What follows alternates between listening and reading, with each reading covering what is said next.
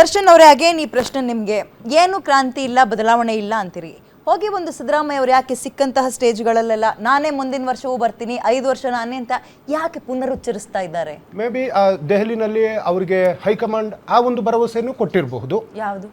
ಅವರು 5 ವರ್ಷ ಮುಂದುವರಿಯುವಂಥ ಭರವಸೆಯನ್ನು ಹೈಕಮಾಂಡ್ ಅವ್ರಿಗೆ ಹೇಳಿರ್ಬೋದು.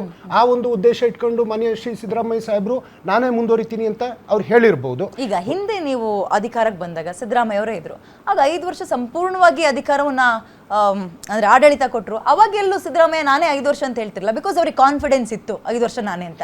ಈ ವರ್ಷದ ಅಂದ್ರೆ ಈ ಸಲದಿಂದ ಯಾಕೆ ಅನ್ನೋದೇ ಪ್ರಶ್ನೆ.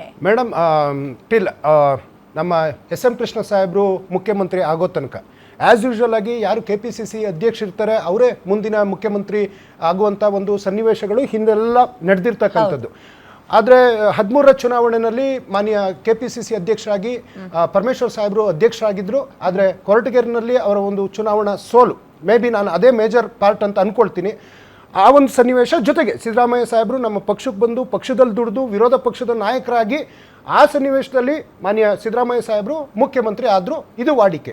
ಆದರೆ ಈ ಒಂದು ಚುನಾವಣಾ ಸಂದರ್ಭದಲ್ಲಿ ಚುನಾವಣೆ ನಡೆಯುವಂಥ ಪ್ರಚಾರದ ಸಂದರ್ಭದಲ್ಲೂ 23ರಲ್ಲಿ KPCC ಅಧ್ಯಕ್ಷರಾಗಿ DK ಶಿವಕುಮಾರ್ ಸಾಹೇಬರು ಪಕ್ಷಕ್ಕೋಸ್ಕರ ತಮ್ಮ ಪ್ರಾಣದ ಹಂಗನ್ನ ತೊಡೆದು, ಯಾಕಂದ್ರೆ ಅವ್ರಿಗೂ ಅದರ ಬಳುವಳಿಯಾಗಿ ಅದರ ರಿಸಲ್ಟ್ ಈಗ ಅದೇ ಅವ್ರು ಕೇಳ್ತಾರಲ್ಲ ಅವ್ರ ಭಾಷೆಯಲ್ಲೇ, ದುಡ್ದಿದ್ದೀನಿ ಕೂಲಿ ಸಿಗಬೇಕು ಅಂತ. ಆ ಕೂಲಿ ಸಿಗುವಂತಹ ಸಮಯ ನವೆಂಬರ್ ಅಲ್ವಾ? ಅದು ನವೆಂಬರು, ಡಿಸೆಂಬರು 28 ಅಥವಾ ಇವತ್ತೋ ನಾಳೆನೋ ನೋಡಿ, ಅದನ್ನ ನಿರ್ಧಾರ ಮಾಡುವಂಥದ್ದು ಹೈಕಮಾಂಡ್ ಮೇಡಮ್.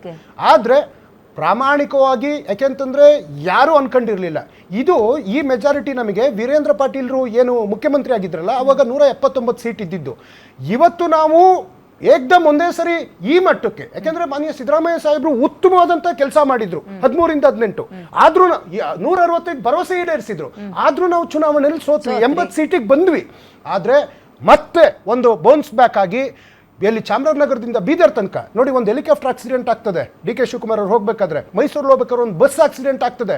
ಯಾವುದಕ್ಕೂ ಭಯ ಬೀಳ್ದೇನೆ ಪಕ್ಷಕ್ಕೋಸ್ಕರ ಪ್ರಾಣ ಒತ್ತೆ ಇಟ್ಟು ಇವತ್ತು ಪಕ್ಷನ ಅಧಿಕಾರಕ್ಕೆ ತಂದಿದ್ದಾರೆ. ಅದಕ್ಕೆ ಕೂಲಿ ಯಾವಾಗ ಅಂತ ಕೇಳ್ತಾ ಇದ್ದಾರೆ ಅವರು ಬೆಂಬಲಿಗರು. ನಾನು ಬಹಳ ಮುಖ್ಯವಾಗಿ ಹೇಳೋದಂದ್ರೆ, ಶ್ರೀಮತಿ ಸೋನಿಯಾ ಗಾಂಧಿ ಮೇಡಮ್ ಅವರನ್ನ ಮಾತೃ ಸ್ವರೂಪಿಣಿ ಅಂತ DK ಶಿವಕುಮಾರ್ ಸಾಹೇಬರು ನಂಬಿದ್ದಾರೆ. ನಮ್ಮ AICC ಅಧ್ಯಕ್ಷರಾಗಿ ಶ್ರೀ ಮಲ್ಲಿಕಾರ್ಜುನ ಖರ್ಗೆ ಸಾಹೇಬರು ಇದ್ದಾರೆ. ಆ ಒಬ್ಬ ನಿಷ್ಠಾವಂತ ಕಾರ್ಯಕರ್ತ, ಸತತ 8 ಬಾರಿ ಗೆದ್ದಿರ್ತಕ್ಕಂಥ, ಅದರಲ್ಲೂ ಈ ಬಾರಿ 1,24,000 ಲೀಡಲ್ಲಿ ಗೆದ್ದಿರ್ತಕ್ಕಂಥವ್ರು. ಇವತ್ತು ಇಲ್ಲ ನಾಳೆ ಇಲ್ಲ ನವೆಂಬರ್ ಡಿಸೆಂಬರ್ ಏನ್ ಬೇಕಾದ್ರೂ ಆಗ್ಬೋದು ಕಾಂಗ್ರೆಸ್ ನಲ್ಲಿ, ಏನ್ ಬೇಕಾದ್ರೂ ನಥಿಂಗ್ ವಿಲ್ ಹ್ಯಾಪನ್ ಇವ್ರೇನೋ ಅನ್ಕೊಂಡಿದ್ದಾರೆ. ಆದ್ರೆ ಅವ್ರೇನು ಅನ್ಕೊಳ್ಳಲ್ಲ, ನಿಮ್ಮಲ್ಲಿರೋರು ಹೇಳ್ತಾರದು ಮೇಡಮ್. ನಾನು ನೋಡಿ ಈಗ ನಾನೊಂದು ಹೇಳ್ತೀನಿ ಕೇಳಿ. ರಾಜಣ್ಣ ಅವ್ರನ್ನ ಪಕ್ಷದಿಂದ ಅಂದ್ರೆ ಪಕ್ಷದಿಂದ ಅಲ್ಲ ಸಚಿವ ಸ್ಥಾನದಿಂದ ಯಾಕೆ ಕೆಳಗಿಳಿಸಿದ್ರಿ ಮೇಡಮ್? ಬಹಳ ಮುಖ್ಯವಾಗಿ ಇಡೀ ದೇಶಾದ್ಯಂತ ಇವತ್ತು ಮತಗಳ್ಳತನ ಅನ್ನುವಂತಹ ದಾಖಲೆ ಸಮೇತ ನಾವೆಲ್ಲ ಹೊರಗಡೆ ಇಟ್ಟು ಇವತ್ತು ಇಂಟರ್ನ್ಯಾಷನಲ್ ಲೆವೆಲ್ USA ಚುನಾವಣಾ ಸಂದರ್ಭದಲ್ಲೂ ಭಾರತದ EVM ಬಗ್ಗೆ ಚರ್ಚೆ ಆಗಿತ್ತು. ಆ ಒಂದು ಪಕ್ಷ ವಿರೋಧಿ ಚಟುವಟಿಕೆ, no it is not a ಪಕ್ಷ ವಿರೋಧಿ ಚಟುವಟಿಕೆ. ಆ ಒಂದು ಸಂದರ್ಭದಲ್ಲಿ ಆ ಒಂದು ಹೇಳಿಕೆ ಮೇ ಬಿ ಒಂದು ಮುಜುಗರ ಪಕ್ಷಕ್ಕೆ ಆಗಿರಬಹುದು, ಆಗಿದೆ. ಆ ಒಂದು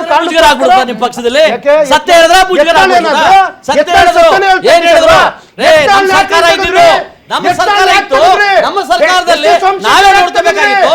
ಅದೇ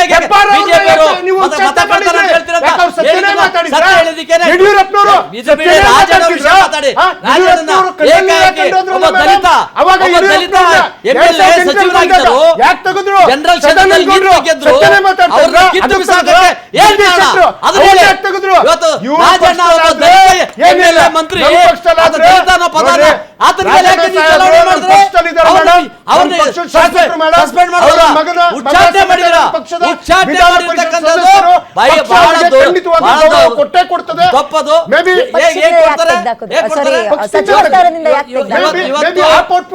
ಇನ್ನೂ ಉತ್ತಮವಾದಂತ ಪೋರ್ಟ್ಫೋಲಿಯೋ ನಾಳೆ ಸಿಗ್ಬಹುದು. ಒಂದ್ ಸೆಕೆಂಡ್